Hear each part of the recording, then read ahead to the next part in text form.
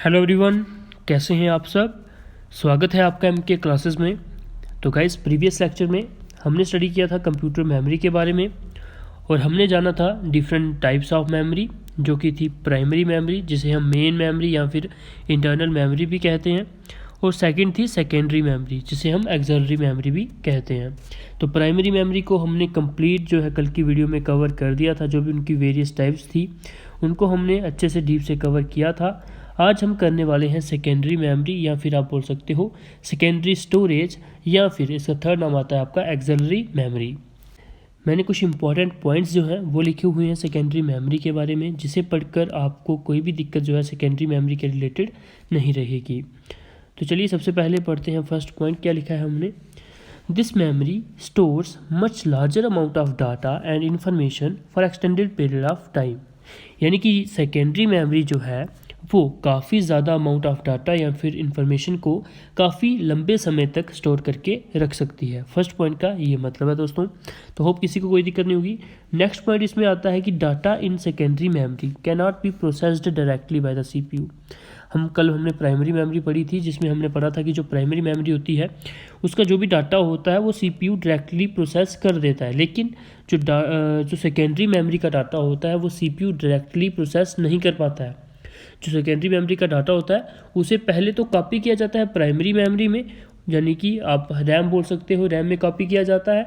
उसके बाद रैम से उसको प्रोसेस किया जाता है सीपीयू के द्वारा। तो यहीं से आपको पता चल जाना चाहिए कि ये थोड़ी स्लोअर होगी, ठीक है ना, क्योंकि इसका डाटा पहले प्राइमरी मेमोरी में कॉपी किया जाता है, उसके बाद सीपीयू असेस करता है। तो ये it is slower and cheaper from the previous memory, ठीक है, जो हमने अभी कल पढ़ी थी प्राइमरी मेमोरी, उससे जो है स्लोअर है, वो चीपर है। Secondary storage is used to store data and programs when they are not being processed. Secondary storage जो है वो तब यूज़ की जाती है उस डाटा को स्टोर करने के लिए जो डाटा सीपीयू के द्वारा करंट टाइम पे, मतलब करंटली जो है प्रोसेसिंग के अंदर नहीं होता है, या फिर जो डाटा सीपीयू करंटली प्रोसेस या फिर असेस नहीं कर रहा होता है, उस डाटा को स्टोर करने के लिए सेकेंडरी स्टोरेज डिवाइसेस का यूज़ किया जाता है। क्लियर है दोस्तों? मूव करते हैं नेक्स्ट पॉइंट के ऊपर। नेक्स्ट पॉइंट दोस्तों हमने लिखा हुआ है कि it is also known volatile in nature. जो सेकेंडरी मेमोरी है वो नॉन वोलाटाइल इन नेचर है, यानी कि अगर हम कंप्यूटर सिस्टम का जो पावर सप्लाई है उसे ऑफ भी कर दें, टर्न ऑफ भी कर दें, तब भी जो कंटेंट होगा सेकेंडरी स्टोरेज के अंदर वो डिलीट नहीं होगा।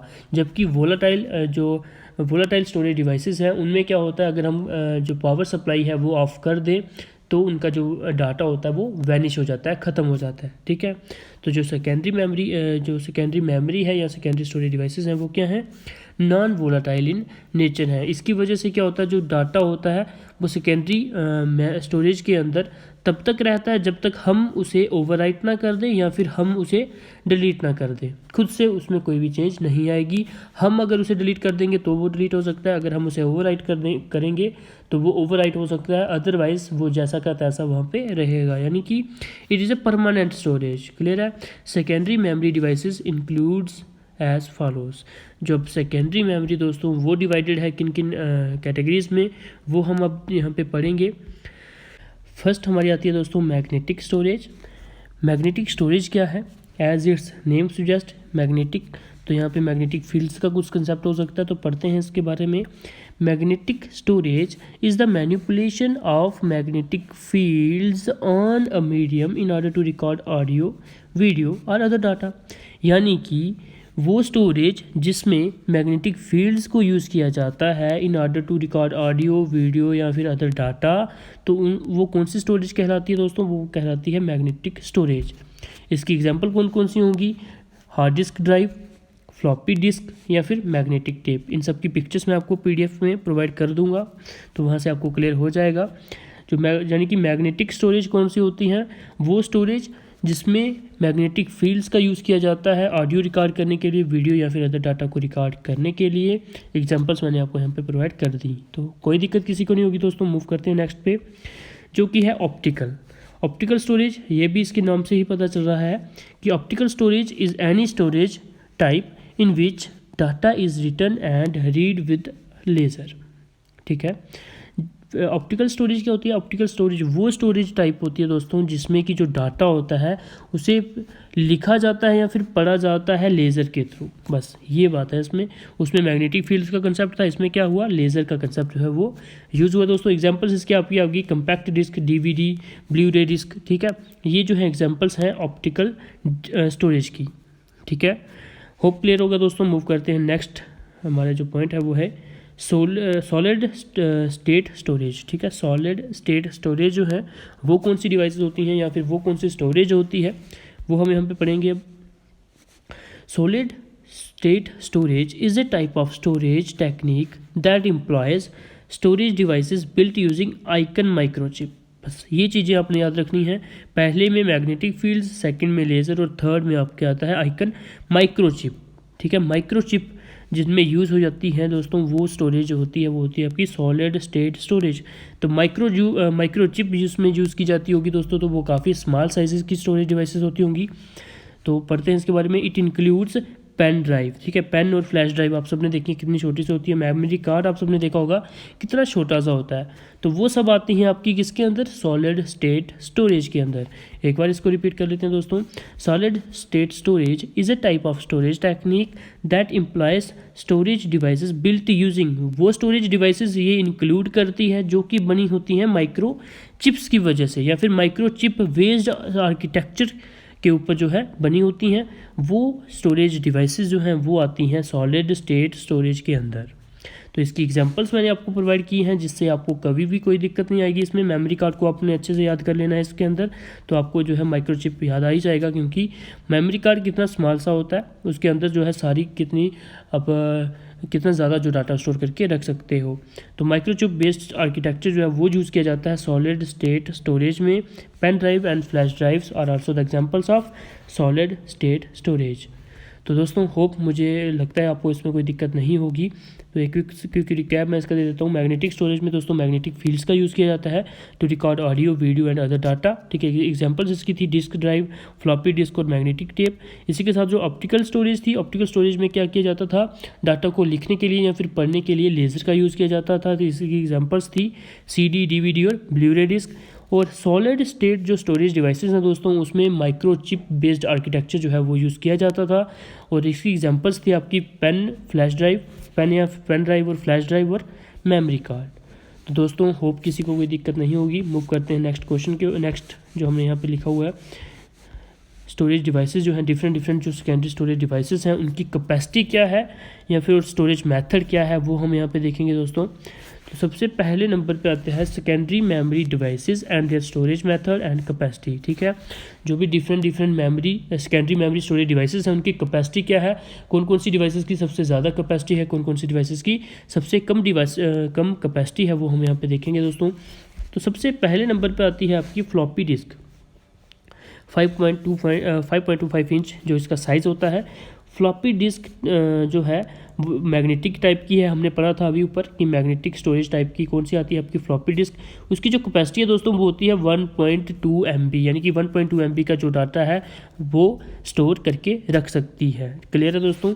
इसके बाद आती है आपकी फ्लॉपी डिस्क ही, लेकिन उसका साइज़ क्या है 3.5 इंच, ठीक है। वो भी मैग्नेटिक टाइप की है, लेकिन वो कैपेसिटी कितनी है उसकी 1.44 MB की उसकी जो है कैपेसिटी है स्टोरेज की। इसके बाद आती है आपकी फ्लॉपी डिस्क जो कि 8 इंचेस की है, वो भी मैग्नेटिक टाइप की है, लेकिन उसकी जो है कैपेसिटी है वो है 80 KB टू 242 KB, ठीक है। इसके बाद आती है आपकी CD-ROM जो कि ऑप्टिकल टाइप में से है, उसकी जो कैपेसिटी है वो 640 MB टू 680 MB है दोस्तों, ये याद रखिएगा। इस पर एक क्वेश्चन बनता है दोस्तों कि which of the following has the greater capacity, ठीक है। तो आपको 4 सेकेंडरी डिवाइसेस जो है उनके नाम दे दिए जाएंगे, तो आपने बताना होगा कि उनमें से सबसे ज़्यादा या फिर सबसे कम जो है स्टोरेज कैपेसिटी किसकी है। तो यहाँ से आपका वो क्वेश्चन बन जाएगा अगर आपने इनको ध्यान से पढ़ा होगा। तो सबसे पहले हमने पहले 3 नंबर पर पढ़ी फ्लॉपी डिस्क। तो जो याद किस तरह से रखोगे आप कि जो 5.25 इंचेस की हैं वो 1.2 MB की उसकी स्टोरेज है, जो 3.5 इंचेस की है वो है 1.44 MB की। इस तरह से आप अपने हिसाब से देख लीजिएगा और इसको अच्छे से याद कर लीजिएगा पर, ठीक है। इसके बाद आती है दोस्तों DVD-ROM जो कि ऑप्टिकल है, ऑप्टिकल स्टोरेज मेथड के ऊपर बेस्ड है। और इसकी जो कैपेसिटी है दोस्तों वो GBs में है, यानी कि 4.7 GB टू 17 GB। आप देख रहे हो जो है इंक्रीजिंग ऑर्डर में जो है आपको कैपेसिटीज़ दिख रही होंगी इंक्रीजिंग ऑर्डर में, ठीक है, नीचे नीचे आते जा रहे हैं तो जो कैपेसिटीज़ है वो बढ़ती जा रही हैं। इसके बाद आती है दोस्तों पेन ड्राइव। पेन ड्राइव की कितनी कैपेसिटी होती है दोस्तों? ये एक सॉलिड स्टेट है, हमने अभी पढ़ा सॉलिड स्टेट स्टोरेज मेथड के ऊपर बेस्ड है पेन ड्राइव, और फ्लैश ड्राइव भी इसके ऊपर बेस्ड है, और मेमोरी कार्ड भी इसके ऊपर बेस्ड है। तो ये इसकी कैपेसिटी कितनी होती है दोस्तों? 1 GB टू 151 GB, ठीक है, 1 GB से लेकर 1512 GB तक जो है इसकी स्टोरेज कैपेसिटी होती है। इसके बाद लास्ट इन द एंड जो है सबसे ज़्यादा किसकी होती है अगर आपको पूछा जाए तो वो होती है मैग्नेटिक टेप की। तो मैग्नेटिक टेप किस टाइप की थी दोस्तों? सबसे पहले मैग्नेटिक आपको दिख रहा है तो ये मैग्नेटिक स्टोरेज बेस्ड है, तो इसकी जो कैपेसिटी है वो है अप टू 1 TB, ठीक है, 1 TB जो है इसकी स्टोरेज कैपेसिटी है दोस्तों। तो होप इसमें भी किसी को भी कोई दिक्कत नहीं होगी। ये PDF आपको हमारे टेलीग्राम चैनल से मिल जाएगी, वहाँ से आप अच्छे से इनको डिटेल से पढ़िएगा। पूरी कंप्यूटर मेमोरी के नोट्स आपको वहाँ पे प्रोवाइड कर दिए जाएंगे दोस्तों। इसके बाद आती हैं कुछ अदर जो इंपॉर्टेंट हैं मेमोरीज़ की टाइप्स, वो हम पढ़ लेते हैं यहाँ पे। अपार्ट फ्रॉम अबव मेमोरीज जो हमने अभी स्टडी की, there are also some other memories that helps to primary memory which are as follows, जो कि प्राइमरी मेमोरी की हेल्प करती हैं, उनके बारे में भी पढ़ना काफ़ी ज़रूरी है। तो दोस्तों कैश मेमोरी क्या होती है, एक बेसिक्स एग्जांपल लेते हैं ताकि आपको इसे समझने में काफ़ी आसानी रहे। मान लीजिए आप अपने मोबाइल फ़ोन में कोई ऐप रन करते हो, उस ऐप को आपने थोड़ी देर ब्राउज़ किया और उसके बाद आपने होम बटन प्रेस किया और उसे रिसेंट टैब में छोड़ दिया, और आप कोई नेक्स्ट ऐप जो है, कोई न्यू ऐप जो है वो रन करने लग पड़े। आधे घंटे बाद आप जब वापस से उस ऐप के पास आते हो जो आपने वैसे छोड़ी थी रिसेंट टैब्स के अंदर, तो आप देखते हो कि वहाँ पर जो आपने ब्राउजिंग करी थी वो वहीं पर है, ठीक है, आपको दोबारा से रीलोडिंग करने की ज़रूरत नहीं पड़ी। जहाँ तक आपने ब्राउजिंग करी थी वहाँ तक आपकी ब्राउजिंग वैसे ही है, तो आप वहाँ से ही डायरेक्ट ब्राउजिंग करना स्टार्ट कर देते हो। तो वो किसकी वजह से होता है दोस्तों? वो होता है आपकी कैश मेमोरी की वजह से, ठीक है। जो भी आपने ब्राउजिंग करी थी उस ऐप में, तो वो जो आपने ब्राउजिंग करी थी वो कैश मेमोरी में टेम्परेरी स्टोर होगी थी, ताकि आप जब दोबारा आओ इस ऐप के पास तो आपको जो है बार बार रीलोड करने की ज़रूरत ना पड़े, ठीक है। तो कैश मेमोरी यूज़ की जाती है फास्ट करने के लिए, आपके जो भी प्रोसेसर्स होती हैं उनकी स्पीड को जो है फास्ट करने के लिए कैश मेमोरी का यूज़ किया जाता है। तभी आपके मोबाइल फ़ोन में जो है उधर भी कैश मेमोरी का यूज़ किया जाता है, ताकि जो भी यूज़र होगा उसे जो है फास्टर एक्सपीरियंस मिले मोबाइल फ़ोन में, ठीक है, ब्राउजिंग का। तो कैश मेमोरी होप आपको थोड़ी बहुत समझ आ चुकी होगी मेरी एग्जांपल से। अगर आपको नहीं बची बुची जो है समझ अब आपको यहाँ से पढ़ के आ जाएगी, ठीक है। It is a storage buffer that stores the data which is used more often, ठीक है, जो भी मोर ऑफन आप यूज़ करते हो उसे ये बफर में स्टोर कर लेता है। बफर क्या होता है दोस्तों? टेम्परेरी स्टोरेज, ठीक है। तो बफर में स्टोरेज कर लेता है temporary and makes them available to CPU at a fast rate, ठीक है। तो इसका काम क्या है कि CPU को जो इन्फॉर्मेशन चाहिए वो उसे जल्दी से जल्दी पहुंचा दे, ठीक है। Cache memory is a very high speed memory placed in between RAM and CPU, RAM और CPU के बीच में इसे प्लेस किया जाता है। किसे? कैश मेमोरी को। It increases the speed of processing, जैसे कि आपको मैंने बताया कि प्रोसेसर की स्पीड फास्ट कर देता है प्रोसेसिंग के लिए। Cache memory is very expensive, cache memory जो है काफ़ी एक्सपेंसिव होती है। So it is smaller in size. Generally computers have cache memory of sizes 256 to 2 MB।